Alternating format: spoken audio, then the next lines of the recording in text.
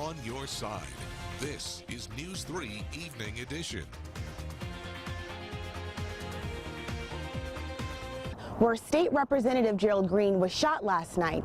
He was getting out of his car, and all of a sudden he was shot. This is blood that actually splattered across the pavement. You can see here on the road. Breaking news, and as you can see behind me, there's a heavy police presence as police block off the 800 block of Rigdon Road. She was taken out of the fire, and firefighters who were on the scene, they say they don't still know if there were any other kittens left in the home, but once the sun does come up, you'll be able to do a more thorough investigation to see if there were any other baby kittens left inside. Right now, 901 people are without power. It all started early this morning with a hit and run. A car hit this pole behind me. And said he was actually in the area to go to the 30th Avenue package store to get a lottery ticket. And to put this into perspective for our viewers, this is Fox's Cinemas.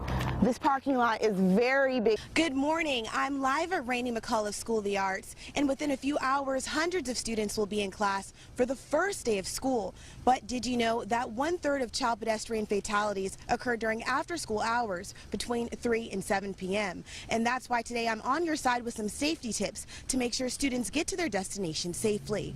And the folks at Whitewater Express are encouraging everyone to come check it out. All right, Mercer, I'm about to zip across this beautiful Chattahoochee River, live on your side in Columbus. Ashley Lewis, WRBL, News 3.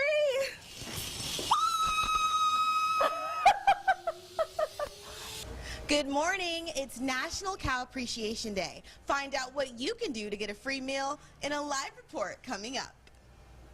Morning, Mercer and Greg. I'm just sitting here enjoying this delicious cup of coffee while also indulging in these treats for National Donut Day. And you know what? I'm just gonna break my diet for today just to indulge in this special holiday. Live on your side in Columbus, Ashley Lewis, WRBL News 3. Love it, Ashley. You're gonna taste one of these little treats off the conveyor belt. Ooh, let's see. It's hot. Yummy. Ooh, I'm gonna let it. Wait, let's see.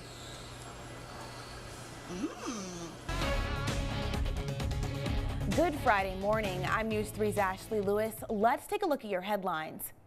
In our top story this morning, following an 18-month investigation, Alabama authorities announced 26 suspects accused of being part of a Southeast Alabama drug ring are now in custody. Let's get right to it this morning with breaking news just coming into our newsroom. Phoenix City Police have just named a suspect in the weekend murder of a local teen. LaGrange fire officials say a lethal mixture resulted in the death of an elderly woman last night. 80-year-old Gladys Shelton is believed to have died as a result of smoking materials placed near medical oxygen. Lieutenant Chris Taylor says it's the first fire death in LaGrange in 5 years. Authorities are searching this morning for 2 teenagers believed to be responsible for setting an apartment fire in North Columbus. More than a dozen people lost their homes at the Whisperwood Apartments due to the Thursday afternoon fire. A woman has died from Wednesday's multiple vehicle accident near the intersection of Talbotton and Veterans Parkway in Midtown Columbus. Another deadly lightning strike in Alabama has claimed the life of a Dothan teen. According to the National Weather Service, the 16-year-old boy was struck and killed Wednesday when lightning struck a tree near his home as he stepped back off the porch. The waiting list for Tesla's new Model 3 is growing fast. Tesla says it's now averaging, listen to this, 1,800 new reservations a day for its cheaper electric car. But strong demand could be a mixed blessing for Tesla. It has to scale up production to make good on those deliveries. However, Tesla says it remains on track. The company handed over the key to the first 30 models of 3 vehicles at an event last week. Officer Nicholas Smarr from the Americus Police Department was called to a domestic violence scene at an apartment complex near Georgia Southwestern State University. Campus sits in the middle of our city, and we regularly help and assist our other officers. Officer Jody Smith with the Georgia Southwestern State University Police Department stepped in to assist. 2 officers encountered a suspect in the domestic at the scene.